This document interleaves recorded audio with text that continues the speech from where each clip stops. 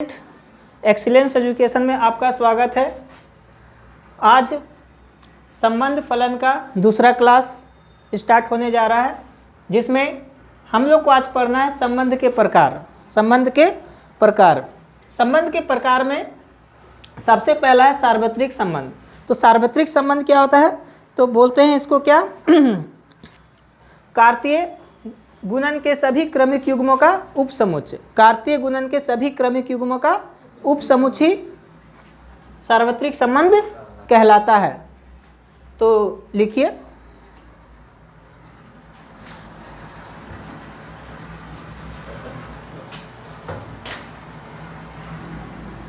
तो नेक्स्ट है रिक्त संबंध। क्या है? रिक्त संबंध। तो दूसरा में रिक्त संबंध, इम्पटी रिलेशन। दूसरा में है रिक्त संबंध। रिक्त संबंध। तो रिक्त संबंध का मतलब यही हुआ कि उसमें कोई भी संबंध है, उसमें क्रमिक युग्म का जो अवयव हो जीरो हो। क्या हो? जीरो हो, शून्य हो। तो वैसे संबंध को बोलते हैं रिक्त संबंध। तो लिखिएगा जरा, लिखो।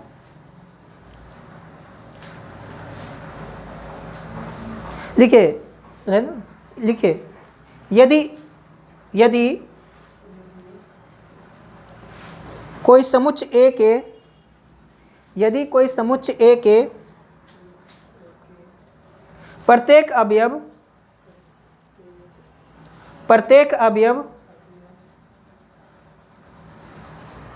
A के किसी भी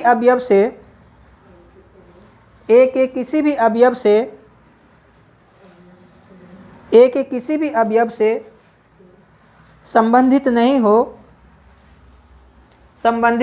हो उसे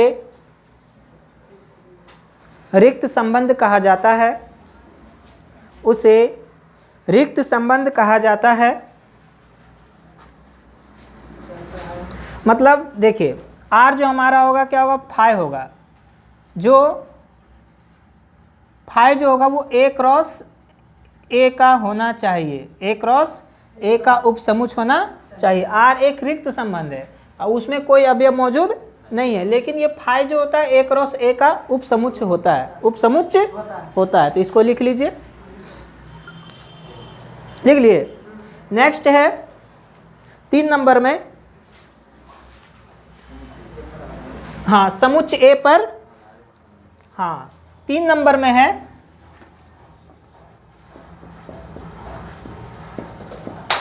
समुच्चय A पर आधारित संबंध। और इसमें हम लोग देखेंगे सबसे 1 नंबर में स्वतुल्य संबंध। दूसरा में देखेंगे सम्मित संबंध।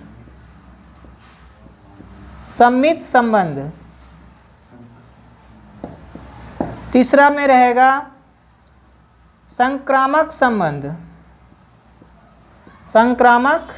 संबंध।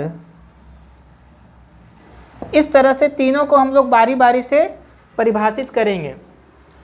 क्या है कि समुच्चय A पर आधारित संबंध। समुच्चय A पर आधारित संबंध का मतलब कि कोई भी संबंध जब निकालेंगे तो A से A में मतलब कि A क्रॉस A से हम लोग क्या करेंगे? क्रमिक युग्म को बाहर निकाल के चेक करेंगे और चेक करके देखेंगे कि कौन स्वतुल्य है, कौन सम्मित है, कौन संक्रामक है। तो आइए हम लोग क्या करते हैं, पता करते हैं कि कौन स्वतुल्य होगा, कौन सम्मित होगा, कौन संक्रामक होगा। सपोज करते हैं हमारे पास A बराबर एक सेट है और वो है 1, 2 and 3। ये आपका एक सेट है जिसमें A क्रॉस A निकाला आपने। A क्रॉस A निकाला तो 3 3 9 को निकलेगा।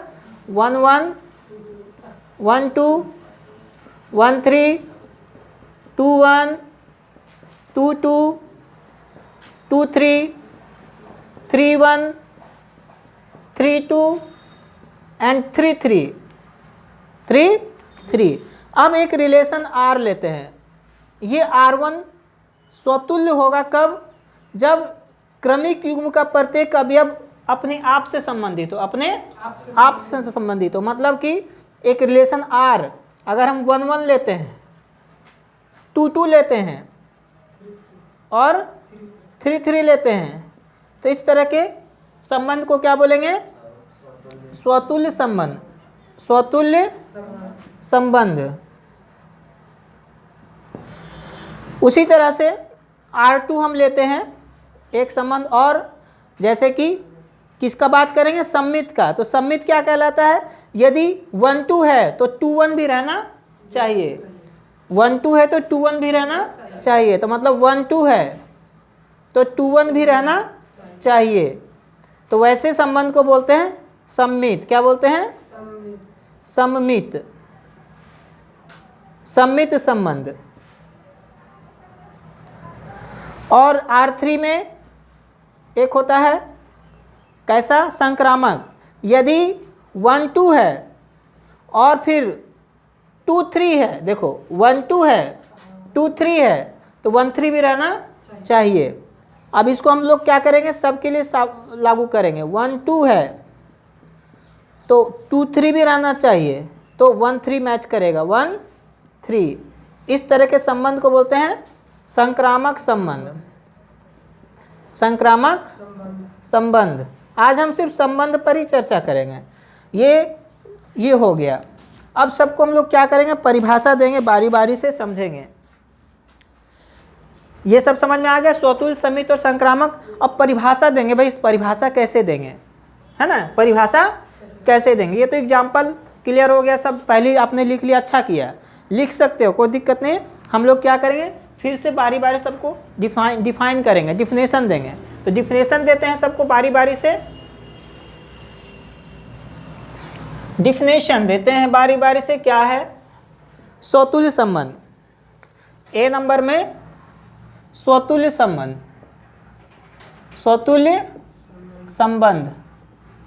तो कोई संबंध R, कोई संबंध R, कोई संबंध R स्वतुल्य संबंध कहलाता है। स्वतुल्य संबंध कहलाता है यदि क्रमिक युग्म का प्रत्येक अवयव, क्रमिक युग्म का प्रत्येक अवयव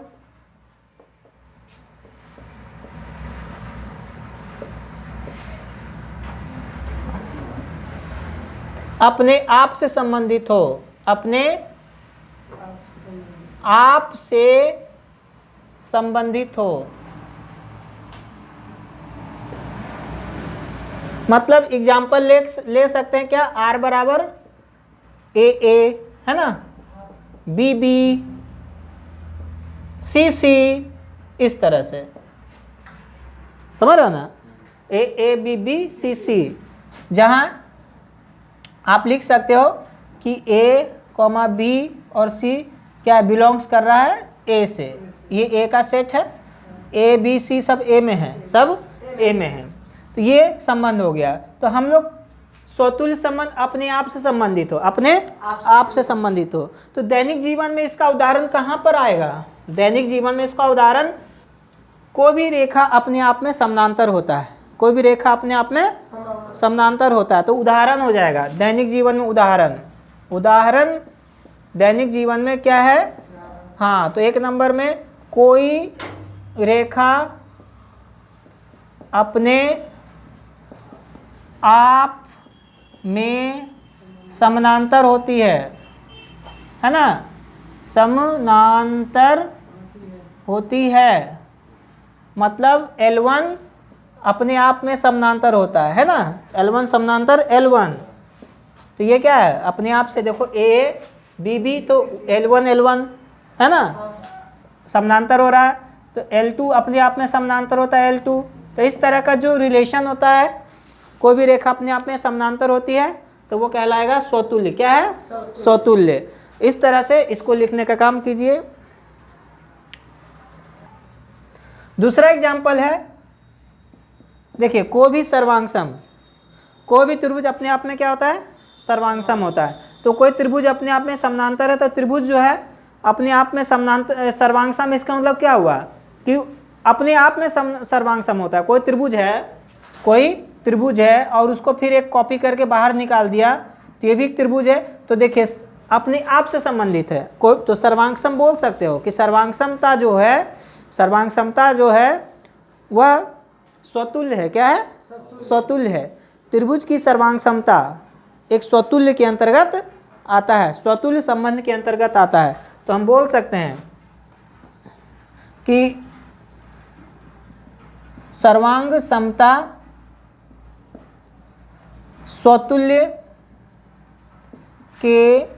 स्वतुल्य संबंध के अंतर्गत आता है। समझे? स्वतुल्य सर्वांगसमता जो है स्वतुल्य संबंध के अंतर्गत आता है। क्यों? क्योंकि कोई भी त्रिभुज अपने आप में समरूप होता है या सर्वांगसम होता है। कोई भी त्रिभुज अपने आप में, क्योंकि कोई भी त्रिभुज अपने आप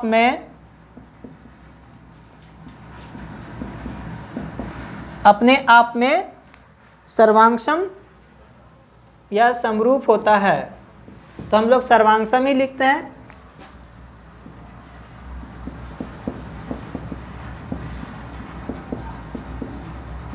सर्वांगसम होता है। क्लियर? तो इस सर्वांगसम और समानांतर ये सब किसके अंतर्गत आता है?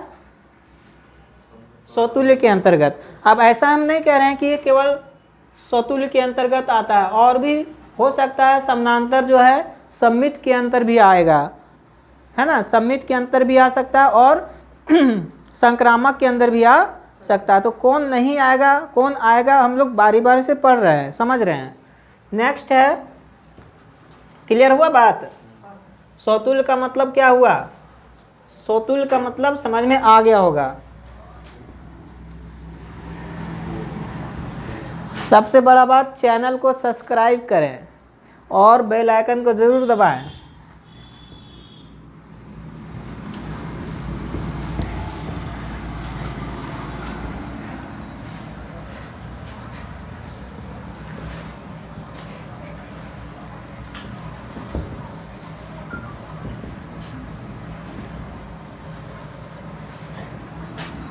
तो स्वतुल्य हो गया।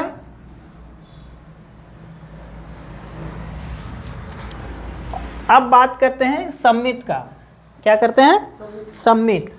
दूसरा में है, बी में है सममित संबंध। तो लिखिए इसमें कोई संबंध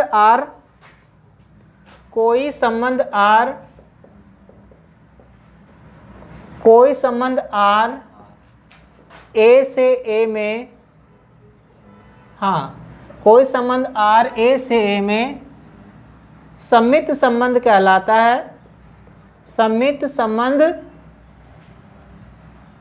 कहलाता है यदि में क्या, A B belongs to R।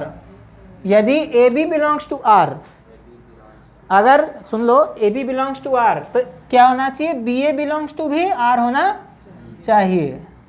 यदि ए बी है तो बी ए नहीं लिखे, बी ए बिलोंग्स टू भी R होना चाहिए। अगर A B belongs to R है तो बी ए बिलोंग्स टू भी होना चाहिए, तभी वो संबंध कहलाएगा सममित। जैसे एग्जाम्पल में समझो, हमारे पास R एक रिलेशन है ना, जैसे 1 2 3 2 एंड 2 1। तो क्या ये सममित है? बोलेंगे हाँ, क्योंकि 1 2 belongs to R and also 2 1 belongs to R। बोल सकते हैं क्या? चूँकि 1 2 बिलोंग्स टू R, अगर ए बी है तो बी ए भी है कि नहीं? देखो ए बी है तो बी ए भी रहना चाहिए उस रिलेशन में, तो 1 2 है तो 2 1 भी है, तो इसको हम बोल सकते हैं यह एक सममित संबंध है, सममित संबंध है ना, सममित संबंध है। तो इसका एग्जाम्पल समझेंगे हम लोग। उदाहरण तो दैनिक जीवन में क्या होता है, उदाहरण है ना, दैनिक जीवन में क्या होता है, दो समानांतर रेखाएं परस्पर सममित होते हैं। क्यों, हम बोल सकते हैं कैसे, L1 और L2। कोई बोलेगा L1 समानांतर है L2, तो क्या L2 समानांतर L1 नहीं होगा? इम्प्लाइज दैट L2 समानांतर भी L1 होगा कि नहीं? अगर L1 समानांतर L2 है तो L2 समानांतर भी L1 होगा। इसका मतलब अगर A भी है तो BA भी होगा। तो दैनिक जीवन में उदाहरण हो गया कि दो समानांतर रेखाएं सममित संबंध को दर्शाती है। दैनिक जीवन में क्या है, एक नंबर में दो समानांतर रेखाएं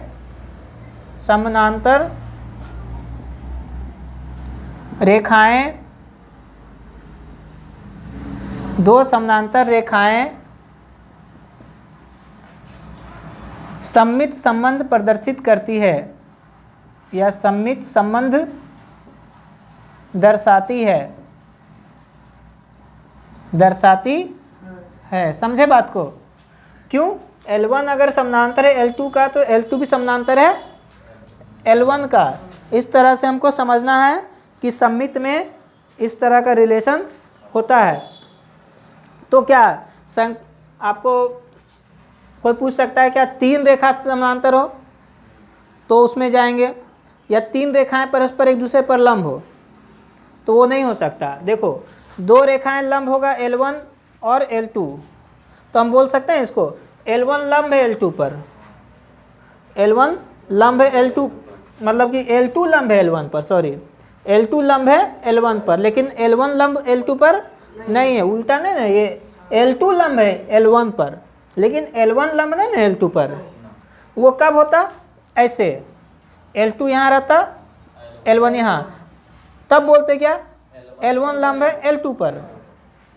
इसीलिए क्या होगा, सममित नहीं होगा। ठीक है, तो इस तरह का हम लोग को समझना है। लिखिए, नेक्स्ट है संक्रामक संबंध। तो संक्रामक संबंध के लिए 3 संख्या का होना जरूरी है। संक्रामक संबंध,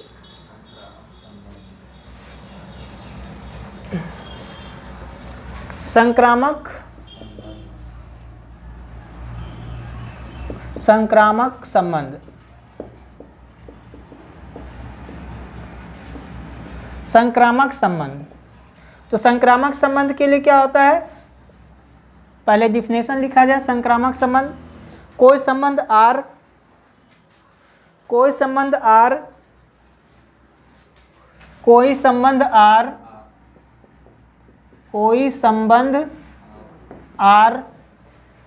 A से A में संक्रामक संबंध कहलाता है यदि, ध्यान से सुनना, यदि AB belongs to R and BC belongs to R। देखो AB है तो BC भी रहना चाहिए, मतलब कि अगर 1 2 है belongs to R तो 2 3 अगला C है तो नेक्स्ट 3 या 4 कुछ भी हो सकता है, 2 3। तो इम्प्लाइज दैट अगर AB belongs to R है और BC belongs to R है तो AC भी रहना जरूरी है, तो AC बिलोंग्स टू R, मतलब implies that 1 3 belongs to R। इस तरह का कॉन्सेप्ट होना चाहिए। यदि AB belongs to R and BC belongs to R, implies that AC belongs to R, AC belongs to R। जैसे कि हम लोग एग्जाम्पल वही है, समझ लेते हैं एग्जाम्पल में। यदि 2 3, या ऐसे लेते हैं, एक मिनट, R बराबर एक कोई रिलेशन लेते हैं, ठीक है। अब आपको पहचानना है कि वह संक्रामक है कि नहीं। तो 1 2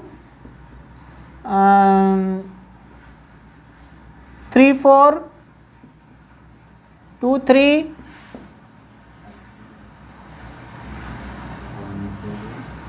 1 3 ऐसे करके, तो क्या यह संक्रामक संबंध है? तो बोलेंगे, देखते हैं भाई चेक करके। 1 2 है तो अगला 2 कहाँ है? हाँ 2 3 है, तो 1 2 2 3, तो 1 3 भी होना चाहिए, है ना। तो यहाँ लिखना है, चूंकि 1 2 belongs to R and 2 3 belongs to R, implies that 1 3 belongs to R। दिख रहा है ना। इसलिए R1 जो है संक्रामक है, संक्रामक संबंध है, संक्रामक संबंध है। अब उसी तरह से एक एग्जांपल ऐसा लेते हैं जिसमें नहीं रहेगा, देखिए कैसे। R1 बराबर R2 बराबर ले लेते हैं कुछ भी, 2 3 3 4 1 4 ऐसा ले लिया। क्या ये संक्रामक है? कैसे नहीं है? 2 3 3 4, तो 2 4 कहीं नहीं है, तो हम लिखेंगे कैसे, देखें, चूंकि 2 3 बिलोंग्स टू R2 है, क्लियर। 2 3 बिलोंग्स टू, यहाँ R2 R1 कर दिए, चूंकि R1 रिलेशन लेके चले ना। R2 में क्या देखना है कि 2 3 belongs to R2 and 3 4 belongs to R2, लेकिन 2 4 इम्प्लाइज दैट, बताइए 2 4 है, बिलोंग कर रहा है? नहीं, तो बोलेंगे डज नॉट बिलोंग्स टू, ऐसे करके 2 4 does not belongs to R2, है ना। तो 2 4 does not belongs to R2, इसलिए हम कहेंगे यह संक्रामक संबंध नहीं है, संक्रामक संबंध नहीं है। समझ में आया कुछ? संक्रामक संबंध नहीं है। दैनिक जीवन में संक्रामक संबंध का जो एग्जाम्पल है वो समझने का कोशिश करेंगे। तो दैनिक जीवन में संक्रामक संबंध का उदाहरण, दैनिक जीवन में उदाहरण देखेंगे इसका, कहाँ कहाँ होता है। तो सबसे पहला चीज़ है क्या, दैनिक जीवन में उदाहरण कहाँ पर है? 3 समानांतर रेखाएं, 3 समानांतर रेखाएं, 3 समानांतर रेखाएं हमारे पास मौजूद है। देखिए L1 है, L2 है और L3 है, 3 समानांतर रेखाएं। क्या ये क्या यह संक्रामक संबंध है? बोलेंगे है। हाँ, L1 समानांतर L2, L2 समानांतर यदि L3, तो ऑटोमेटिक L1 समानांतर L3 होगा ही। जब हम बोलेंगे कि L1 समानांतर L2 है और L2 समानांतर L3 है, तो ऑटोमेटिक L1 समानांतर L3 होगा ही, सिंपल। चूँकि L1 समानांतर L2 एंड L2 समानांतर L3 implies that L1 समानांतर L3, क्लियर है ना। यदि L1 समानांतर L2 हो और L2 समानांतर L3 हो, तो ऑटोमेटिकली L1 समानांतर L3 होगा ही। इसलिए यह संक्रामक है, यह संक्रामक है, संक्रामक संबंध है। अब जैसे हम दूसरा एग्जाम्पल लेते हैं, 3 रेखा इस प्रकार है, लंब वाला लेते हैं। देखिए L1 ऐसे करके फिर लेते हैं, ऐसे L1 हो गया, L2 हो गया और ये L3, ऐसे लेते हैं L1 L2 और इसको L3। तो आप बताइए कि L1 लंब है L2 पर, हाँ L1 लंब है, उससे कोई दिक्कत नहीं। अगर थोड़ा सा बोलने में दिक्कत हुआ होगा तो उस समय ध्यान दीजिएगा, एक दूसरे पर कोई भी लंब होता है, कोई दिक्कत नहीं है। L1 लंब है या L2,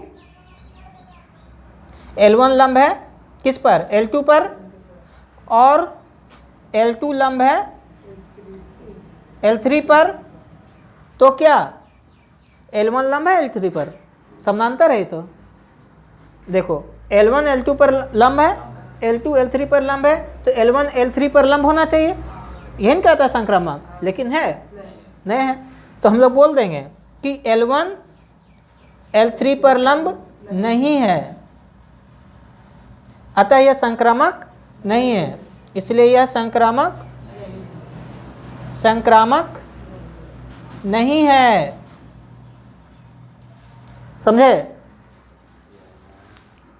और भी होता है संक्रामक संबंध का उदाहरण, जैसे कि सर्वांग समता के लिए अगर त्रिभुज में 3 त्रिभुज है, T1 T2 T3, 3 त्रिभुज है। यदि T1 सर्वांगसम है T2 से, ध्यान से सुनना, यदि T1 सर्वांगसम है T2 से और T2 समानांतर है T3 से, तो ऑटोमेटिकली माइंड लगा के देखो दिमाग से कि T1 ऑटोमेटिक सर्वांगसम होगा T3 का, नहीं होगा।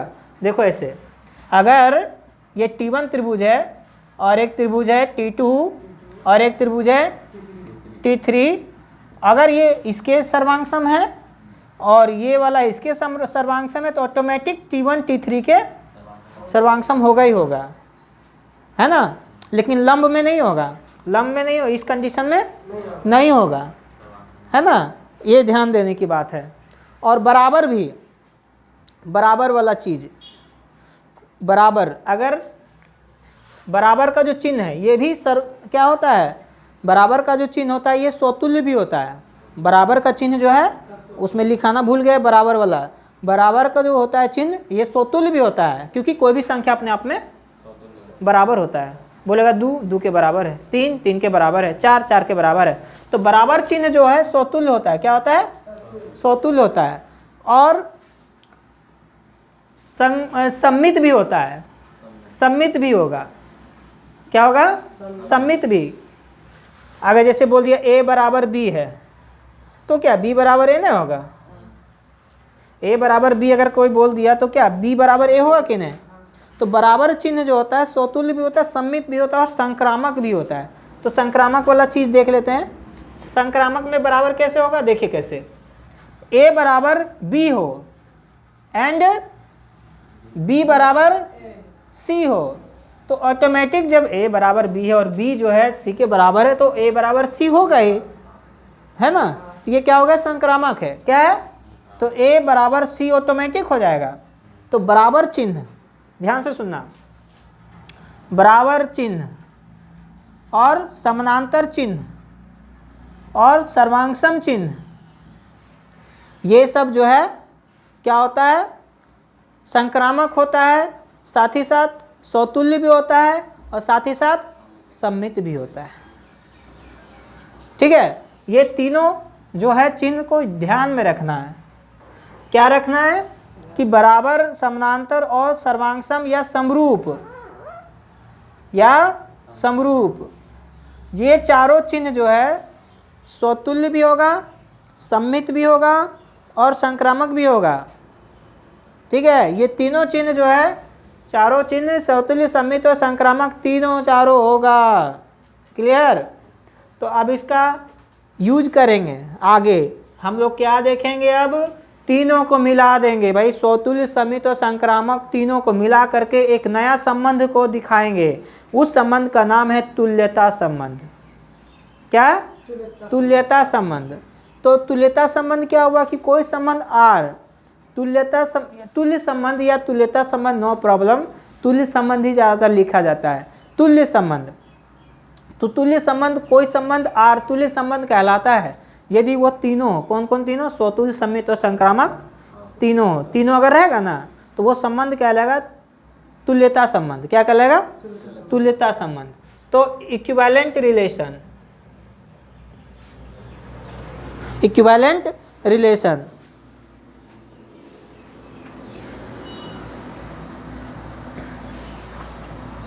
इक्विवेलेंट रिलेशन जिसको बोलते हैं तुल्यता संबंध। चलिए, तो ये नया टॉपिक हो गया तुल्यता संबंध। तुल्यता संबंध, तो तुल्यता संबंध क्या है उसके बारे में लिखेंगे कि कोई संबंध R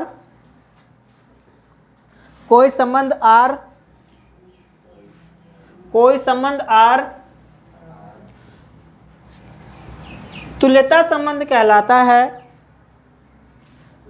तुल्यता संबंध कहलाता है यदि वह सममित कॉमा स्वतुल्य एवं संक्रामक, ऐसे लिखिए स्वतुल्य, सममित और संक्रामक तीनों हो। हाँ, जैसे एग्जाम्पल में देखते हैं, एक कोई रिलेशन R है, ठीक है ना, और एक ऐसा रिलेशन है जिसमें क्या होगा 1 1 है, 1 2 है, 2 1 है, 2 3 है, 1 3 है, फिर कुछ भी ले सकते हैं, 2 2 है। तो आप क्या देखा? आपने देखा कि यहाँ स्वतुल्य भी है। कैसे? स्वतुल्य के लिए, स्वतुल्य के लिए। तो स्वतुल्य है कि नहीं चेक कर लीजिए। 1 1 बिलोंग्स टू R हो रहा है ना, 2 2 बिलोंग्स टू R हो रहा है, तो इसका मतलब ये स्वतुल्य है। दूसरा के लिए चेक कर लेंगे सममित का। सममित, तो सममित के लिए देख लो 1 2 है, बिलोंग्स टू R, तो 2 1 भी होना है ना। चलो 2 1 है, 2 1 बिलोंग्स टू R, तो ये सममित है। क्या है? सममित है। उसका तीसरा है संक्रामक। संक्रामक के लिए अगर क्या है, संक्रामक के लिए 1 2 है और 2 3, हाँ यहाँ दिख रहा है 1 2 belongs to R and 2 3 belongs to R, implies that 1 3 है तो कहेंगे 1 3 बिलोंग्स टू R।